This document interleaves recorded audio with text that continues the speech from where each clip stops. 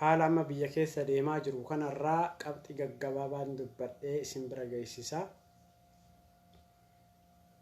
Mootummaan kun uummata Oromoo sodaachisuu mirgan qabu. Uffata waraanaa uffatee waraana kennaan biyya kana hin bulchinaa, nama didee hin hiinaa, nama didee akkana goonaa, biyya hin burjaajessinaa waan jedhu.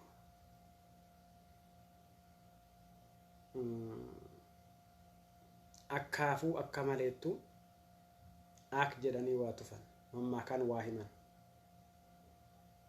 Sigalee kaayatan malee ol ka'aniif waan fuudhan kaatanii waan ganna dalagatan bonaan dhaqqabanii nyaatan. Ilmaan keenya warri na dhageettan nu sodaachisuuf, nu hidhuu, nu doorsisuu, nu ajjeesuu, goota keenya dhabamsiisuu, hayyuu keenya hidhuu har'aa miti. Itti fufe. Amma argaa jirtan malee dhaloota ammaa kanaaf xiqqoo kana haaroo isinii ta'e malee abbaan koo akkanuma ture. Sababa maqaa Itoophiyaatiin kanuma gabbaraa ture. Sababa maqaa Itoophiyaatiin sirnuma akkanaa kana geggeessaa ture. Bara hunda sirni itti ajijjiiramu. Bara hunda sirni itti ajijjiiramu malee sirnuma kana geggeessaa ture. Geggeessaa kana keessatti geggeessaa lubbuu wareegama qaalii kafale. Akkuma amma weellistoonni wareegama qaalii, akkuma gootonni wareegama qaalii, akkuma gartee qonnaan bulaa wareegama qaalii, akkuma haadholiin gartee wareegama qaalii, akkuma dargaggoo wareegama qaalii godhaa jiran kana. Daldalaan, qonnaan bulaan, xiqqaa, guddaan wareegama lubbuu godhaa jiran kana akkanuma gochaa turan jechuudha. Kana jalaa ba'uudhaaf sirna kana dura dhaabbachuu, gaafiiwwan ciccimaa kana itti dhiyeessu. Maali waraana ka ajajjuuf? Biyyan keenya nagaan barbaanne, hayyoota keenya nagaan barbaanne, maali kan ummata hidhuuf? Nama kana wajjin mari'attee furuu hin dandeettu hidhaa malee kan jedhu maqaa shanee godhatanii da'oo ummata keenyaa maaliif jeequmsa godhan? Maaliif Oromiyaa jeequmsaa godhan? Yaada haarawaa akkanaa kana fiduu qabna.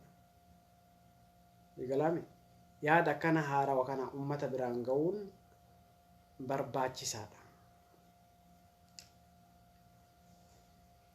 Wanni har'a Haacaaluun itti ajjeefamee, wanni kaleessa Usmaayyaa Muusaatti ajjeefamee, wanni jaarraa abbaa gadaa itti ajjeefamee, wanni gartee jaallaan keenya qabsoo itti wareegamaniif kun harkisan qabu. Kun gara jabina Itoophiyaan ilmaan Oromoo irratti gootu kana ba'aa dadhabe Oromoo. Oromoon ba'aa dadhabe, ba'aa kana eessatti ofirraa lafa kaaya? Ba'aan kun natti ulfaate, ba'aa kana eessatti ofirraa lafa kaaya? Rakkoon kun narra gahe, rakkoo kana eessaan ofirraa furmaata godha ka jedhu qabsootti jira. Qabsoon kun dhageeffadha. Qabsoon kun kan gara fuula duraatitti hiree murteeffannaa biyya keenya, hiree murteeffannaa dirree dimokiraasii bilisummaa, jaalleen wareegama godhan, jaalleen nu biraa dhabaman, jaalleen otoo ati argitu rasaasaan qolaman. Kanaaf furmaanni jiru sabboonummaa keeti. Furmaanni jiru biyya keetiif kan falmatu si ana isaani nuhi warra kana jechuun Oromoo waadha jechuudha. Maal balleesse Oromoo? Oromoo irratti rasaasa darbatu, Oromoo irratti ibidda darbatu, Oromoo irratti aarii ba'u, Oromoo irratti haloo ba'u maa dubbataa yoo taate kana mirga uumamaan rabbiin nuu kenna. Mirga kee maa gaafattaa yoo taate kana waan addunyaan itti jiru. Dhaloota ammaa kana uffata reenjeriidhaan, uffata waraanaatiin, qawweedhaan nin doorsisa yookaan duubatti deebisa yookaan ni gufachiisa qabsoo uummataa kan jedhamu milkiin akkas jedhu hin jiru. Dhabamnee walirratti guuramnee dhabamna malee qabsoon ilmaan Oromoo ni gala gara duraatti. Kana sinin jaagala sooma warri garee kana keessatti argamtan wanni nuti beekuu qabnu bakka jirtanitti Oromummaa keessan wanni har'a diinni nu qolaa jiru wanni wareegama agartee qaalii nullee itti kafalaa jirruuf kunummaan isinii galuudha. Biyya keessaniif, Oromummaa keessaniif, lafa keessaniif, lafee keessaniif, dhiiga keessaniif, jireenya keessaniif, kaayyoo fuula duraatiif, isa egereetiif, dhaloota itti aanuuf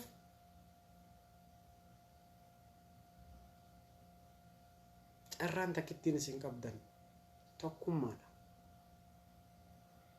Warra garee garagaraa keessatti argamutu jira. Garee garagaraa keessatti baasii qaba gareen. Tokkummaa ijaaruudhaaf maallaqa isin barbaachisuun ni mala. Nama kufe kaasuudhaaf maallaqa barbaachisa akkuma jedhamu. Nama bosona jiru maallaqa barbaachisa akkuma jedhamu. Dhageeffadhaa. Wal dhagahaa. Akkamitti nu barbaachisa? Maaliif nu barbaachisa? Waan kana ogoone waan kan hin arganna. Bu'aaf kasaaraa qaba.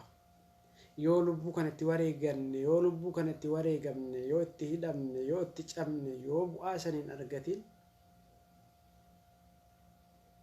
qabsoon uummata keenyaa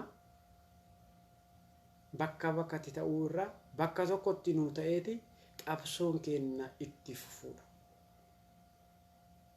Nuti kan jennu humni keenya mootummaa kanaa ol akka ta'e hin amantan.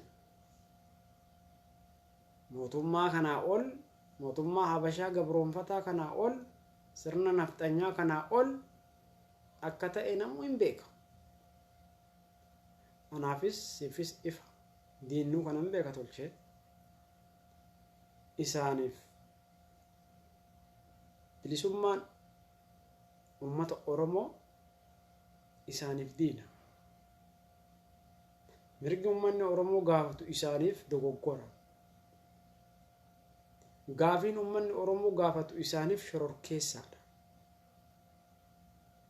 Kun maaliif ta'een siif gala?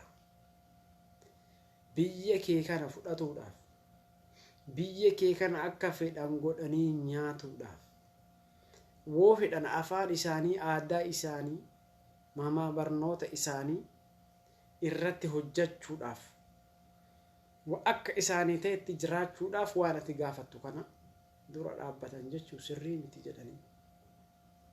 Kuni faca'uun barbaachisu. Haasawa kee facaasuun barbaachisu, ufii faca'uun barbaachisu, ati miidhamuun barbaachisu, an miidhamuun barbaachisu. Maaliif ta'e? Kanuma gaafii. Achirraan deemin. Sila gaafii uummata Oromoo kanatu sirrii hin taane moo? Kanuma jedha gaane. Gama kiyyatti xumureen jira. Sheer godhuun waan keessan.